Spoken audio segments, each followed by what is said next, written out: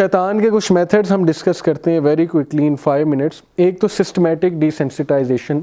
Systematic desensitization psychology کی ایک therapy ہے کہ کسی کو فوبیاز کا فیئر ہوتا ہے تو انہیں سسٹمیٹکلی ڈیسینسٹائز کیا جاتا ہے اس فوبیا سے.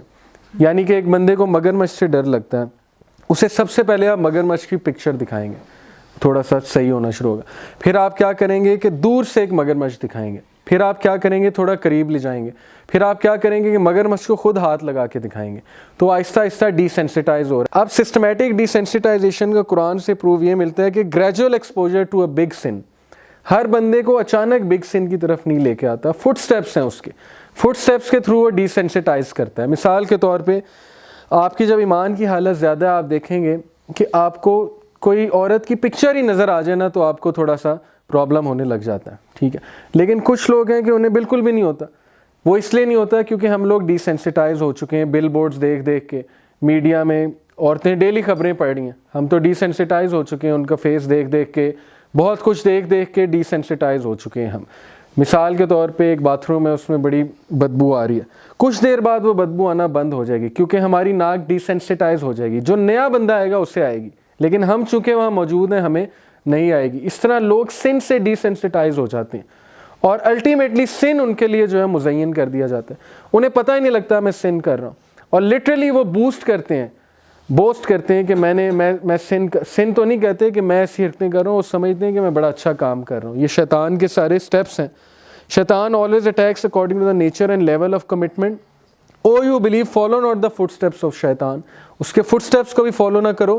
Whosoever follows the footsteps of shaitan then verily he commands al-fahsha and al-munkar obviously, and follow not the footsteps of shaitan surely he is to you an open enemy. یعنی کہ gradual exposure وہ کرتا ہے. Some examples how a person gets involved into profanity. کس طرح سے لوگ بن جاتے ہیں porn addicts. ظاہر ہے ایک ٹریگر ہوتا ہے, وہ ٹریگر کچھ بھی ہو سکتا ہے, مووی کا کوئی سین ہو سکتا ہے, کوئی پکچر ہو سکتی ہے, یوٹیوب پہ کچھ دیکھتے دیکھتے اچانک جو ہے وہ بندہ سلپ کر جاتا ہے.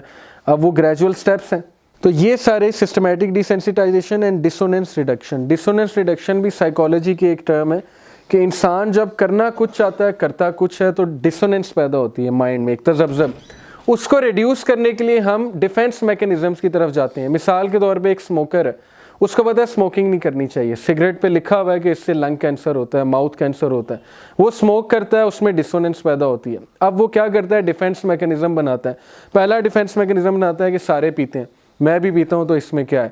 پھر وہ کہتا ہے کہ یہ کول ہے, یہ سنجے دت پیتا ہے, سنیل شیٹی پیتا ہے, اور بڑے کول لگتے ہیں وہ بوائز, اور ہالی ووڈ میں دکھاتے ہیں سگار پیتے ہیں تو it's cool thing so I should also smoke.